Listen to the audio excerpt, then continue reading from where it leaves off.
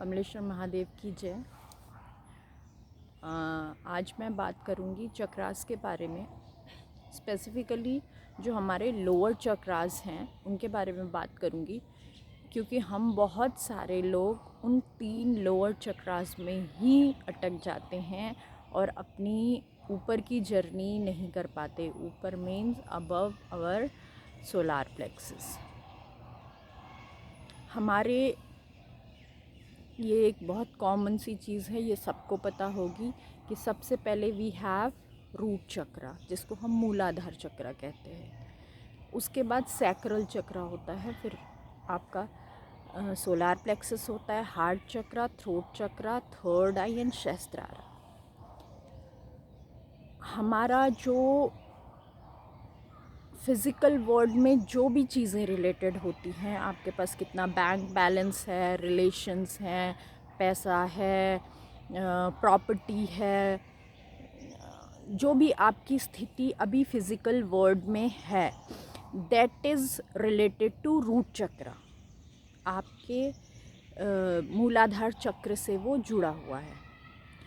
और आपके पास हमारे पास जो भी चीज़ें होती हैं, ये सब चीज़ें, ये हमारा मूलाधार चक्र जिसका बैलेंस्ड होगा, उसके पास सारी चीज़ें बैलेंस्ड होगी। अगर इनमें से कोई भी चीज़ आपके पास लाइफ में, रिलेशनशिप आपकी अच्छी नहीं चल रही है, आपको लगता है आपके पास पैसे की कमी है, आपको लगता है आपके पास घर नहीं है, ठीक है, या घर है तो छोटा है, बड़ा होना चाहिए, आपके पास कार नहीं है, आपके पास बड़ी कार होनी चाहिए, एंड सो ऑन।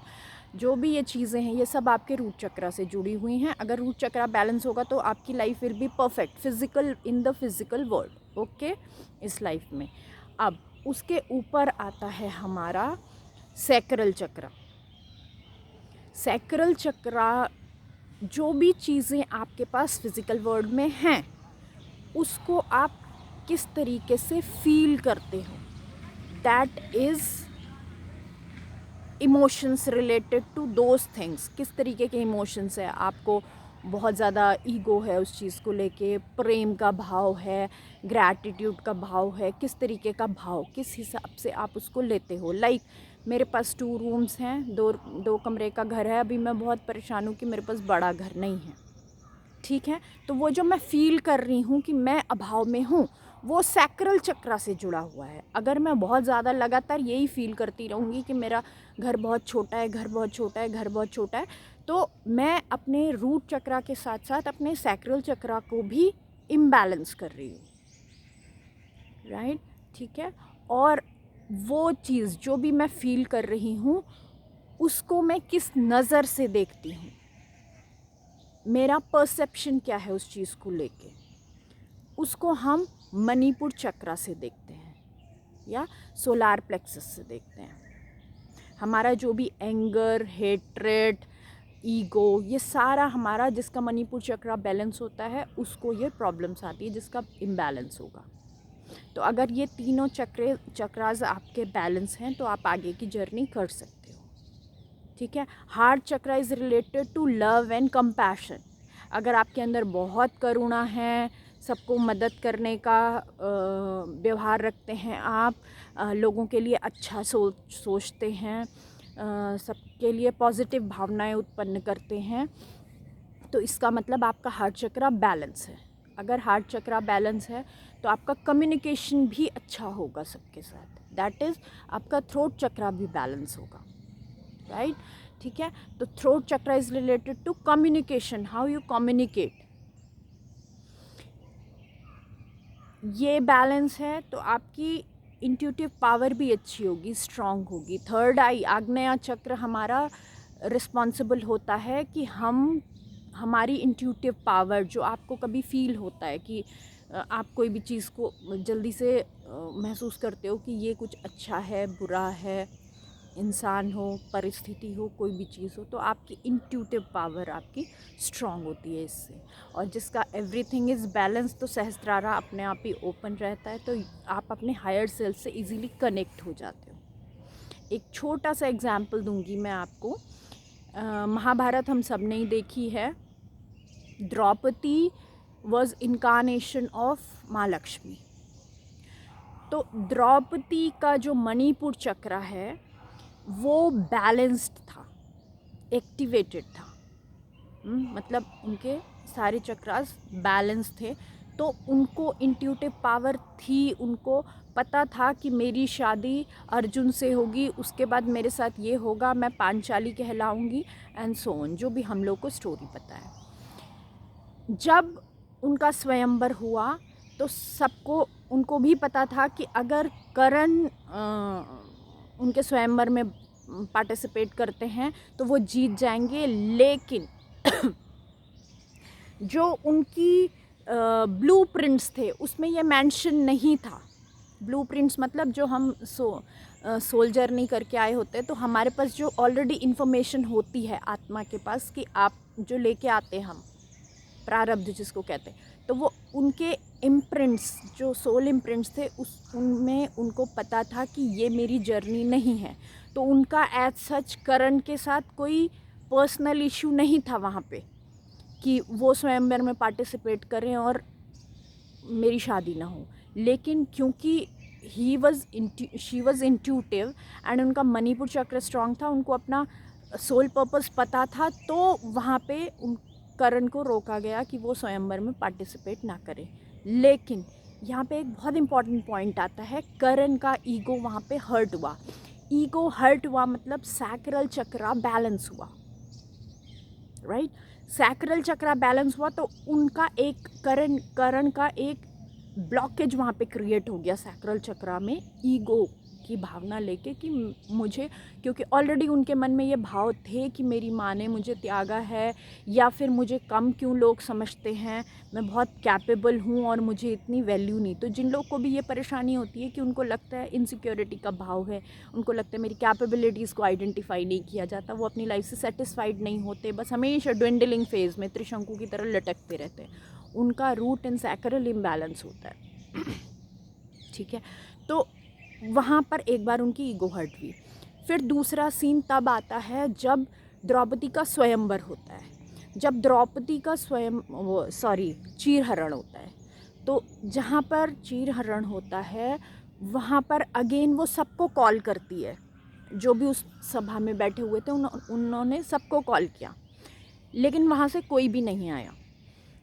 जब उनको करण को कॉल करना था, तो क्योंकि उनकी इंट्यूटिव पावर स्ट्रांग थी, तो उनको ये मैसेज आया कि आपको उसको नहीं बोलना है।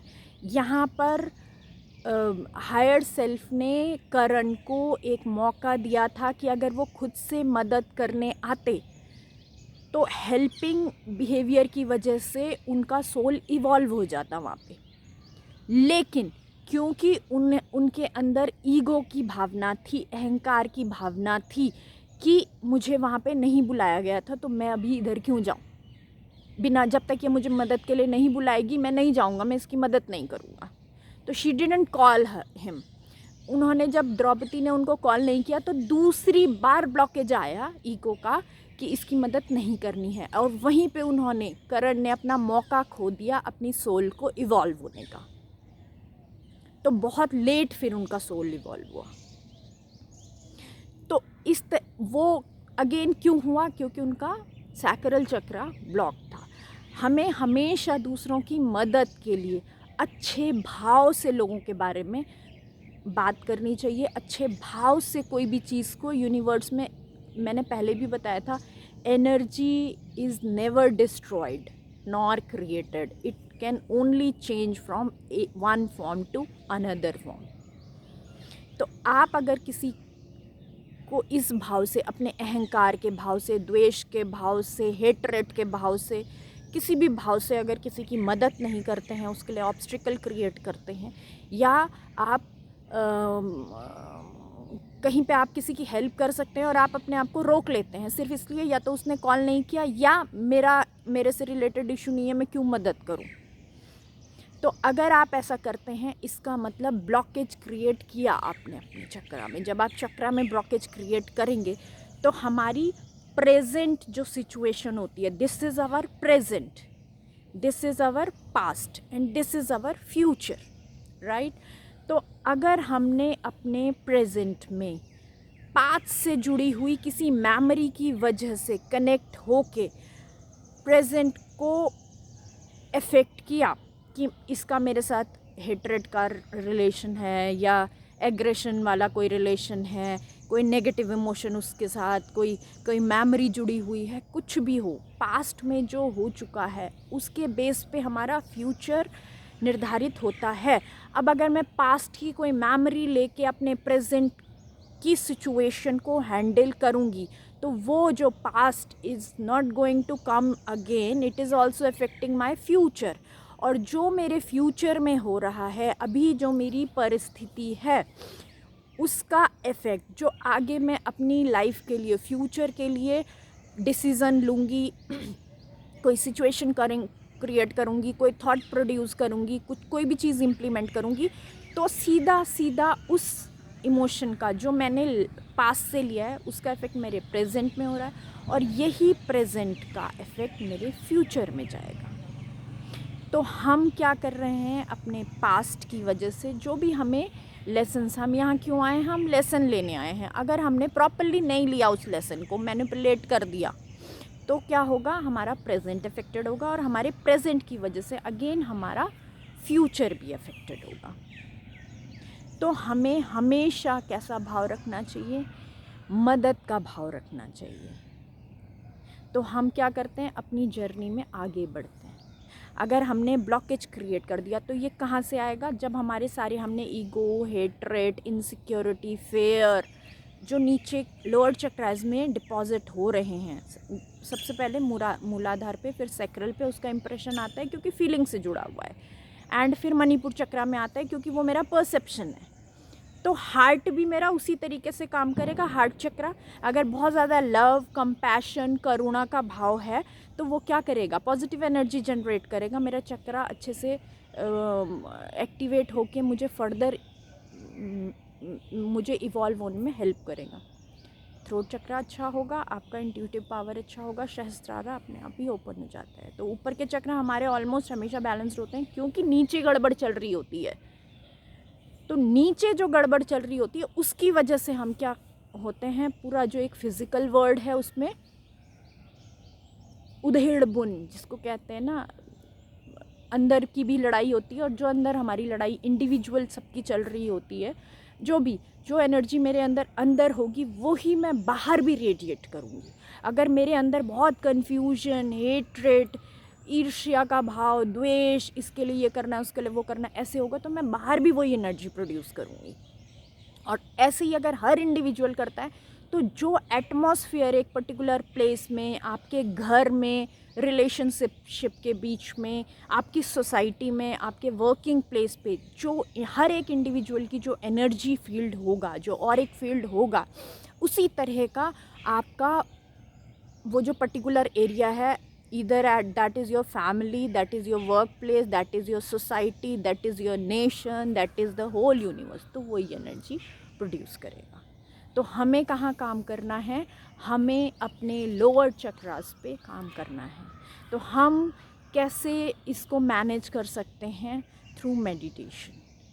तो अगर हम मेडिटेशन करते हैं, हम अपनी सांसों पे ध्यान देते हैं, अवेयरनेस को अपने जागृत करते हैं कि हमें पता हो अवेयरनेस के साथ कि हम क्या सही कर रहे हैं, क्या गलत कर रहे हैं, साथ में हम कैसी थॉट क्रिएट कर रहे हैं और इस थॉट का मेरे अपने भीतर, मेरे अंदर के ब्रह्मांड में क्या इफ़ेक्ट हो रहा है और फिर उसी का इफ़ेक्ट आपके बाहर भी जाता है।